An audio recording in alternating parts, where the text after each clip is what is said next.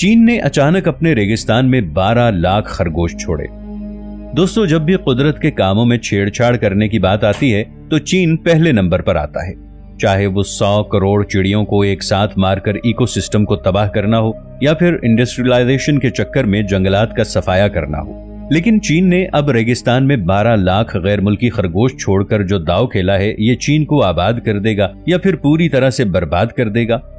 रेगिस्तान में ये खरगोश तड़प कर मरने के लिए छोड़ने के पीछे चीन का सीक्रेट प्लान क्या है, आज की वीडियो में हम इस बारे में जानेंगे। लेकिन इससे पहले हम तारीख की सबसे बड़ी खरगोश की आबादी के इंसिडेंट पर नजर दौड़ाते हैं। खरगोश की इस नस्ल ने ऑस्ट्रेलिया को बुरी तरह से तबाह कर दिया था। ये तकरीबन 1850 की बात है।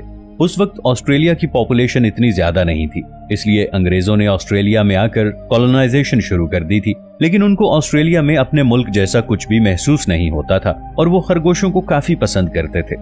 इसलिए साल 1859 में थॉमस ऑस्टिन नाम के एक अंग्रेज को इसके यूरोप में रहने वाले खानदान ने 13 यूरोपियन रैबिट्स तोहफे में भेजे थे। उसने खरगोशों को स्टेट के बैकयार्ड में छोड़ दिया। इसके बाद ऑस्ट्रेलिया में खरगोशों की आबादी इस कदर तेजी से बढ़ी कि उन्होंने पूरे ऑस्ट्रेलियन कॉन्टिनेंट के 70% हिस्से पर अपने घर बना लिए। आपको ये जानकर हैरानी होगी कि महज 60 साल में इन 13 खरगोशों ने अपनी आबादी बढ़ाकर 10 बिलियन कर दी थी। खरगोशों की आबादी तेजी से बढ़ने की वजह यह थी कि वहां पर उन्हें मारने के लिए कोई शिकारी मौजूद नहीं था। यहां तक कि हालात इतने खराब हो गए कि इन खरगोशों ने ऑस्ट्रेलिया की सारी फसलें तबाह कर दी। ऑस्ट्रेलिया की सरजमीन सॉइल में तब्दील होने लगी। खरगोश रिहायशी इलाकों में भी घुसने लगे। ये चुपके से लोगों के घरों में घुसते और वहां तबाही मचा देते थे। सबसे ज्यादा परेशानी की बात यह थी कि रोज बरोज खरगोशों की तादाद में इजाफा ही होता चला जा रहा था और लोगों का कहना यह था कि अगर इसका कोई हल तलाश न किया गया तो हमें बहुत जल्द ये खित्ता छोड़ना पड़ेगा। अगर हम इसे तारीख की सबसे बड़ी पॉपुलेशन एक्सप्लोजन कहें तो ये बात गलत नहीं होगी। ये हर साल 80 मील के इलाके को अपने अंडर लेकर हर स्टेट हर जगह तक पहुंच जाते थे। यहाँ तक कि कुछ इलाकों में बॉर्डर फेंस भी लगा दी गई थी और जहरीली गोलियां भी फेंकी गई थी कि जिन्हें खाकर खरगोश मर जाएं, लेकिन कोई भी तरीका कारगर साबित न हुआ। ये खरगोश गड्ढे खोदकर अपना घर बना लेते, इसलिए किसानों को यह हक दिया गया कि वो उनका घर तबाह कर सकते हैं। लेकिन इससे भी कुछ खास फर्क नहीं पड़ा था। कुछ लोगों ने तो ये तक कह दिया कि खरगोशों ने हम पर हमला करने की कोशिश की है। चूंकि ये वाइल्ड रैबिट थे तो जब उनको खाना नहीं मिल पाता था तो ये खरगोश चिड़चिड़े हो जाते थे और हमला करने में देर नहीं करते थे। तभी ऑस्ट्रेलियन गवर्नमेंट ने एक संगीन फैसला किया और चंद वाइल्ड रैबिट्स को पकड़ा और उनके जिस्म में मैक्सोमाटोसिस नाम के एक वायरस को इंजेक्ट कर दिया। फिर इन खरगोशों को जंगल में छोड़ दिया। ये वायरस खरगोशों में एक ऐसी बीमारी पैदा कर देता था जिससे तड़प कर उनकी मौत हो जाती थी। बहुत से ममालिक ने ऑस्ट्रेलिया के इस फेल की बहुत मजम्मत की, क्योंकि ऑस्ट्रेलिया पहला ऐसा मुल्क था जिसने जानबूझकर जानदारों में ये वायरस फैलाया था। लेकिन ऑस्ट्रेलिया पर कोई असर न हुआ और वो कई साल तक खरगोशों में वायरस इंजेक्ट करता रहा और इस तरह वायरस एक खरगोश से दूसरे खरगोश में मुंतकिल होने से बहुत से खरगोश मारे गए। इस तरह ऑस्ट्रेलिया में खरगोशों की तादाद कम होकर 1 बिलियन तक रह गई। एक वक्त ऐसा आया था कि ऑस्ट्रेलिया के जंगलात में सिर्फ मरे हुए खरगोश ही दिखाई देते थे। बचे हुए रैबिट्स ने इस वायरस के खिलाफ अपने इम्यून सिस्टम को डेवलप किया। अब उनके जिस्म में इस वायरस का कोई असर नहीं होता था। ये देखकर वहां के साइंटिस्ट लैब में एक और वायरस बनाने की कोशिश करने लगे। दोस्तों, 80 की दहाई में ऑस्ट्रेलियन साइंटिस्ट RHDV यानी रैबिट हेमोरेजिक डिजीजेस वायरस बनाने में कामयाब हो गए। ये वायरस रिबोन्यूक्लिक एसिड से बना हुआ था।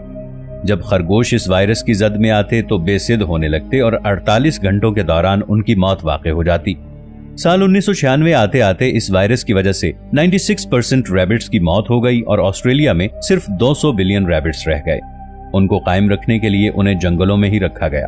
दोस्तों, ऑस्ट्रेलिया के इस रैबिट प्रॉब्लम से दुनिया को एक सबक जरूर मिला कि जो जानवर जिस इलाके का है उसे वहीं पर रहना चाहिए, वरना दूसरे ममालिक के डिफरेंट इकोसिस्टम की वजह से या तो उनकी मौत हो जाएगी या वो तादाद में इस कदर बढ़ जाएंगे कि उनको संभालना मुश्किल हो जाएगा।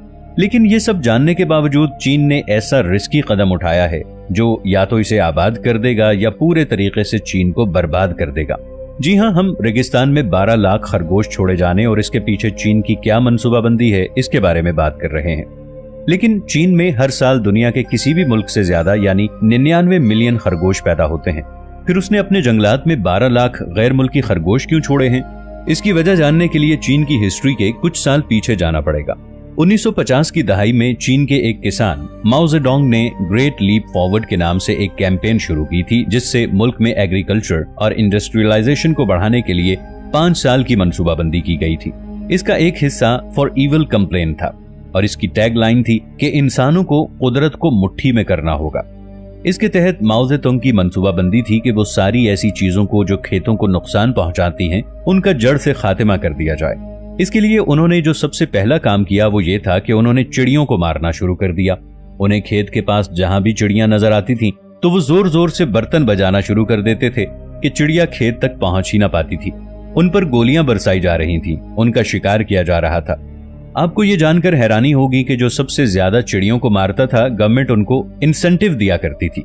ऐसा इसलिए था कि चीन के किसानों का यह मानना था कि ये चिड़ियां हमारी फसल का 1 से 2% हिस्सा खा जाती हैं। लेकिन उन्होंने इस चीज पर ध्यान नहीं दिया कि चिड़ियां फसल के साथ साथ ऐसे कीड़े मकोड़े भी खा जाती हैं जो पूरे खेत को तबाह करने की ताकत रखते हैं। यानी कि एक तरह से चिड़ियां चीन के लोगों की फसलों की हिफाजत करती थी और ये कुदरत का इकोसिस्टम बना हुआ था।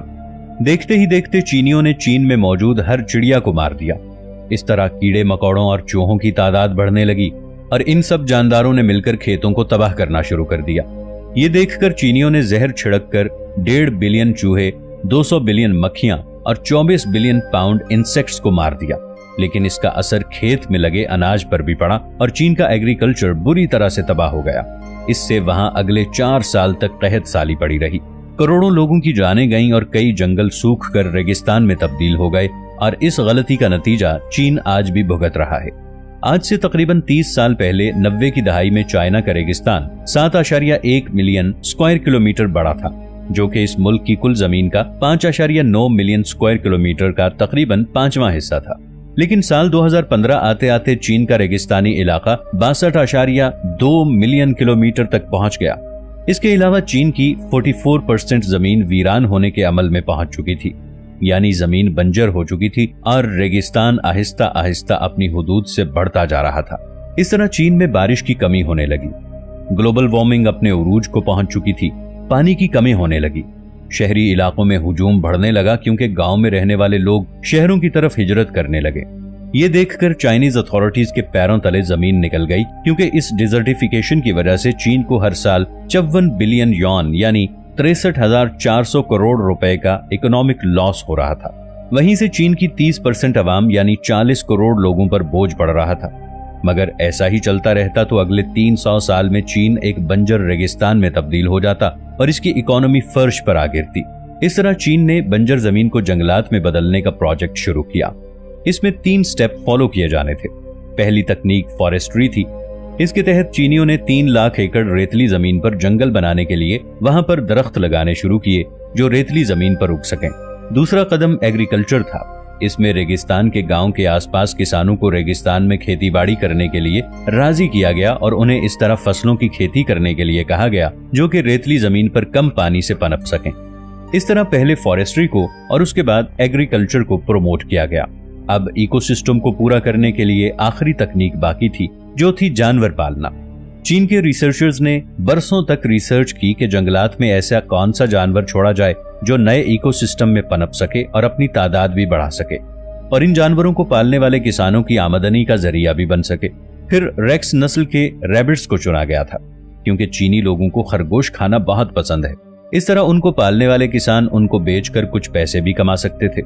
इस नस्ल के खरगोश की यह खासियत थी कि यह घास की जड़ों को तराशता है और जमीन की मिट्टी की खुदाई करके सुरंग बनाता है और जेरे जमीन जाकर घास की जड़ों को कुतरना शुरू कर देता है। खरगोश के इस तरह करने से जमीन और ज्यादा फलती फूलती है और जब जमीन जरखेज होगी और जरखेज जमीन पर जो भी बीज गिराया जाएगा वो खुद ब खुद उगने लगेगा और यूं जंगलात का मसला भी हल हो जाएगा। खरगोशों की इस तरह खुदाई करना एक तरह से हल चलाने का काम है। इसके अलावा एक मादा रेक्स रैबिट 1 साल में 40 अदद बच्चे पैदा कर सकती है। ये जानदार किसी भी इकोसिस्टम के हिसाब से अपने जिस्म को ढाल लेते हैं। ऐसे में चीन ने 12 लाख गैर मुल्की रेक्स रैबिट्स लेकर अपने रेगिस्तान से बने जंगलात में छोड़ दिए। जब इन खरगोशों को छोड़ा गया था तो इनके लिए 100 किलोमीटर की जगह फाइनल की गई थी और इस 100 किलोमीटर रेगिस्तान में सिर्फ 3% यानी 3 किलोमीटर लैंड एरिया में ही दरख्त और पौधे थे। लेकिन कुछ ही साल में ये बढ़कर 84% तक पहुंच चुके हैं, यानी 100 में से 84 किलोमीटर जमीन जरखेज हो गई है, जहां पे घास, दरख्त, पौधे और फसलें पैदा हो रही हैं। लेकिन जैसा आपने ऑस्ट्रेलिया के केस में देखा, खरगोश वैसे तो फॉरेस्ट्री को प्रमोट करते हैं, लेकिन जब उनकी तादाद हद से ज्यादा बढ़ जाए तो वो पूरे जंगल को तबाह भी कर सकते हैं। तो देखना यह है कि आगे क्या होता है। तो दोस्तों, चीन ने अपने रेगिस्तान में 12 लाख खरगोश छोड़कर सही किया है या गलत? क्या हमको भी चीन जैसा रिस्की प्लान बनाकर अपने रेगिस्तान को जंगल में बदलने की कोशिश करनी चाहिए? हमें कमेंट्स में जरूर बताइएगा।